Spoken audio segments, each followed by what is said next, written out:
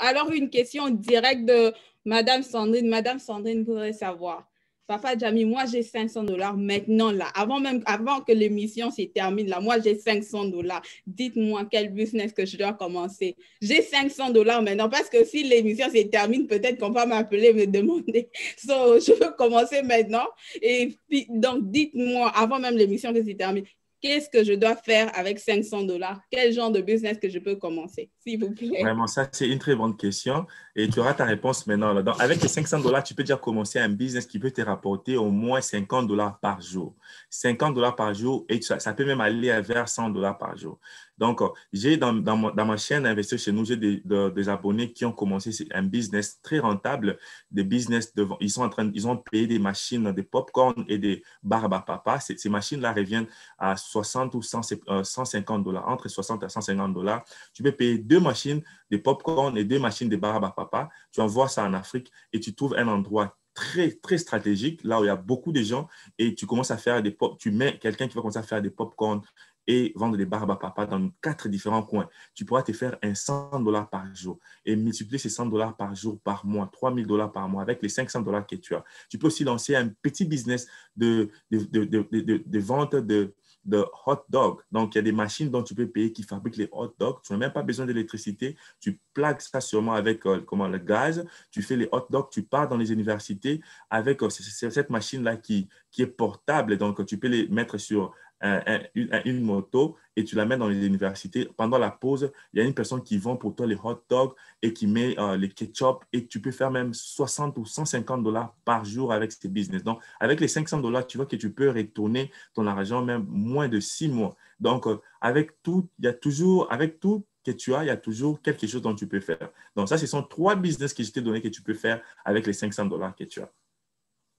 Donc, Madame Sandrine, vous avez votre réponse et on n'a plus de genre de raison pour dire que non, moi, je ne sais pas, je ne sais comment, je n'ai pas assez d'argent. Mais cette dernière question est pour nos abonnés. Ceux qui nous suivent en ce moment, avez-vous déjà souscrit à la chaîne Investir chez nous? Avez-vous déjà souscrit? Si vous n'avez pas encore fait ça, prenez votre téléphone, allez-y, Investir chez nous sur YouTube. Souscrivez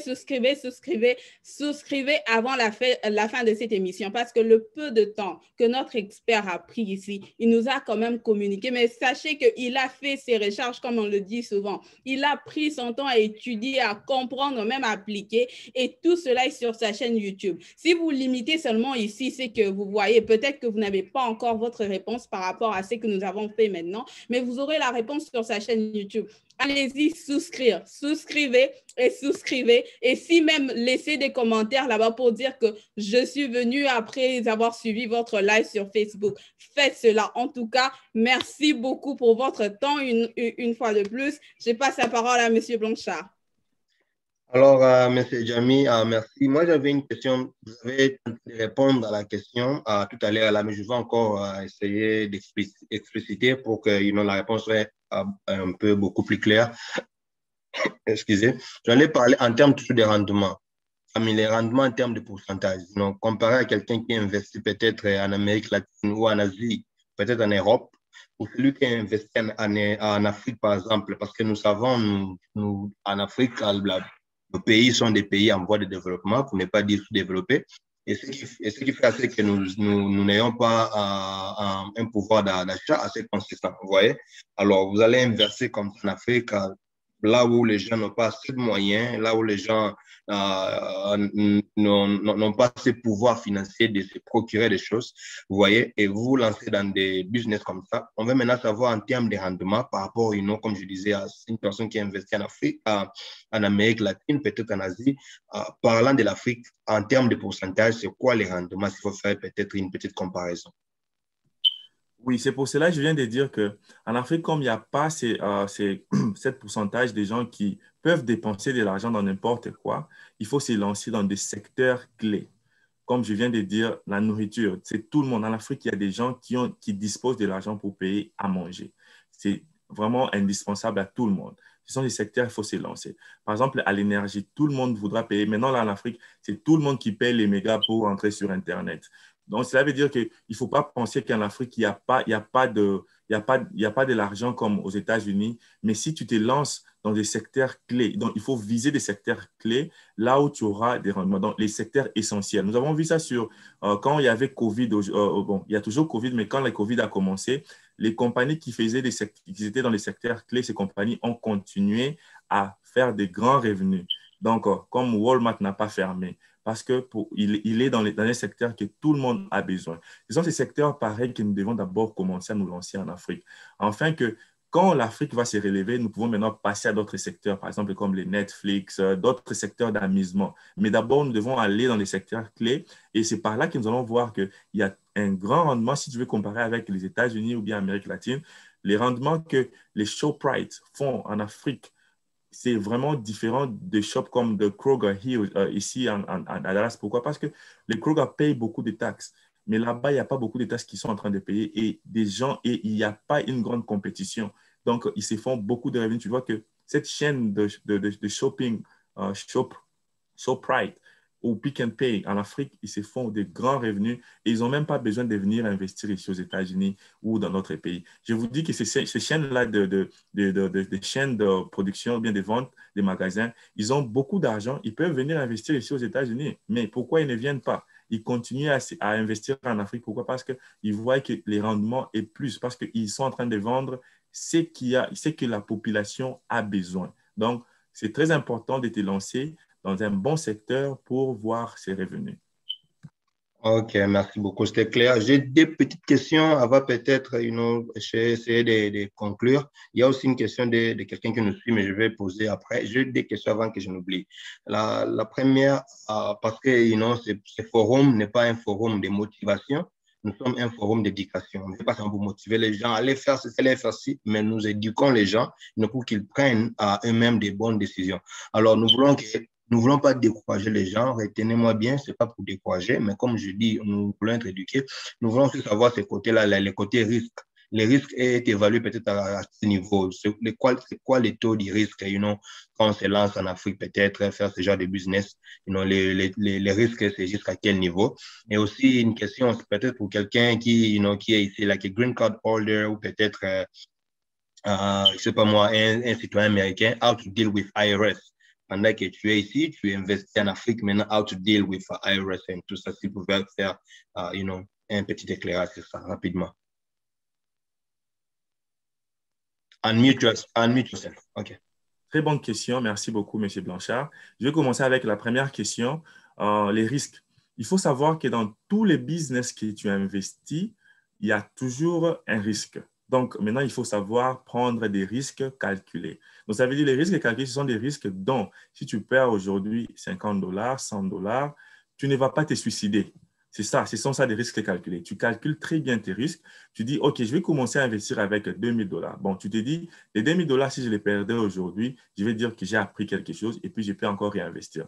Donc, dans tous les business, il y a des risques. Maintenant, si je vais comparer les risques aux États-Unis et en Afrique. Aux États-Unis, le premier risque aux États-Unis, c'est qu'il y a beaucoup de régulations aux États-Unis et que ton business peut tomber en faillite rapidement. Par exemple, tu peux avoir un business par exemple, tu peux avoir un restaurant. Je vais donner l'exemple d'un restaurant aux États-Unis.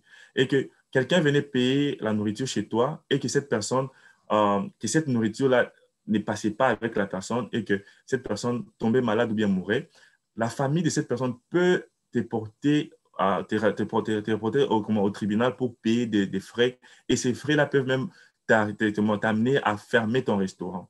Donc, ça, ce sont des grands risques aux États-Unis. Mais ce qui est bon aux États-Unis, c'est que, par exemple, nous avons vu pendant la période de pandémie, le gouvernement est là et est en train de supporter les entrepreneurs. Donc, si vous avez perdu de l'argent pendant la période de pandémie, le gouvernement va voir comment vous donner les stimulus checks. Nous avons vu les PPP loans qu'on a donné au gouvernement. Donc, c'est le côté le plus bon aux États-Unis. Donc, le gouvernement supporte les petites entreprises. C'est ce que nous devons aussi amener au pays, en Afrique, au Congo. Le gouvernement doit supporter les petits entrepreneurs. Parce que nous voyons, par exemple, en Afrique, à Kinshasa, au Congo, ce sont les expatriés qui sont des kings.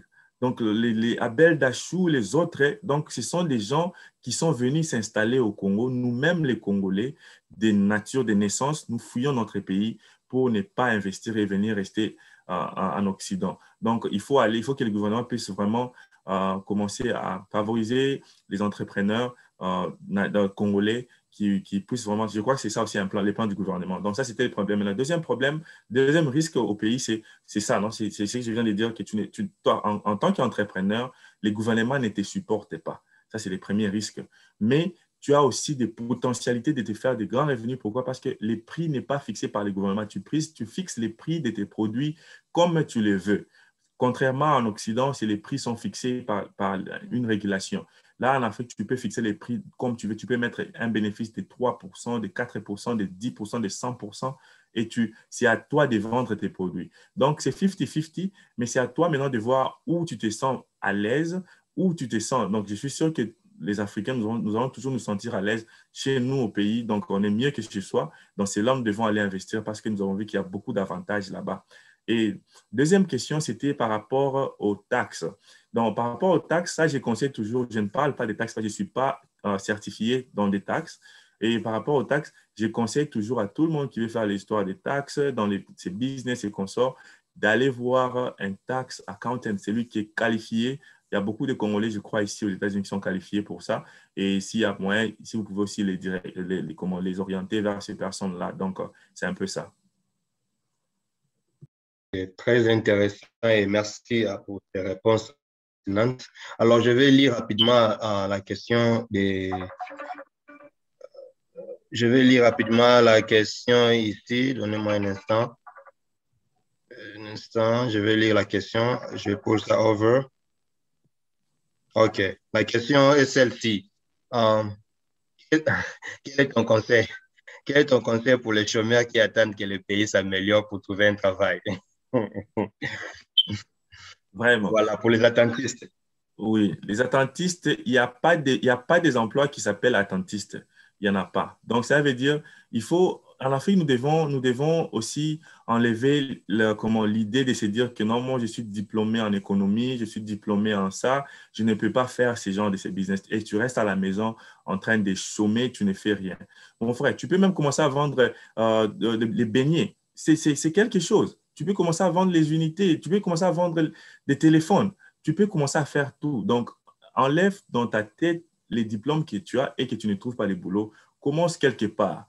Pour ces chômeurs-là qui attendent que les pays puissent s'améliorer, je vous dis, vous allez toujours continuer à attendre parce que vous allez vraiment attendre pour longtemps. Donc, il faut se relever, se réveiller et faire quelque chose. Chaque jour que tu passes dans ta vie, demande-toi qu'est-ce que tu as fait de productif. Qu'est-ce que tu as fait qui peut te faire avancer? Donc, il faut avoir une motivation et une discipline. Je vais vraiment marteler sur la discipline. Il faut savoir se discipliner, savoir éteindre ton téléphone et se focaliser, se concentrer sur des histoires importantes, même pour 1 heure, 2 heures. Savoir se relever tôt et faire quelque chose d'important. Dormir vraiment, avoir l'énergie quand tu te réveilles pour faire quelque chose. Donc, pour vous, les gens qui restent à la maison en train d'attendre que les pays puissent s'améliorer, vraiment, vous allez vraiment attendre pour longtemps. Parce que je ne sais pas si c'est quelque chose qui se produira dans les jours qui viennent rapidement. Donc, il faut se réveiller et faire quelque chose. Fais quelque chose. Tu peux même vendre les beignets au coin de l'avenue. Tu peux faire quelque chose. Les grands business ont commencé comme ça. Les grands businessmen ont commencé comme ça.